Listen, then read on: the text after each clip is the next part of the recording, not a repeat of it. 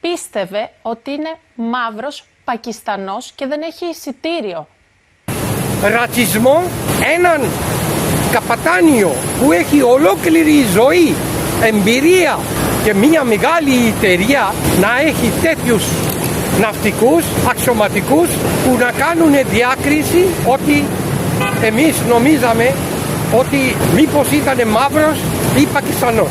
Εμείς όλη πακιστανική κοινότητα, όλη την Ελλάδα κατηγορηματικά καταγγέλνουμε και παρακαλούμε τον εισαγγελέα, τους δικαστικές αρχές και να βάλει και κατηγορία για το ρατσισμό που έδειξε ο καπετάνιος.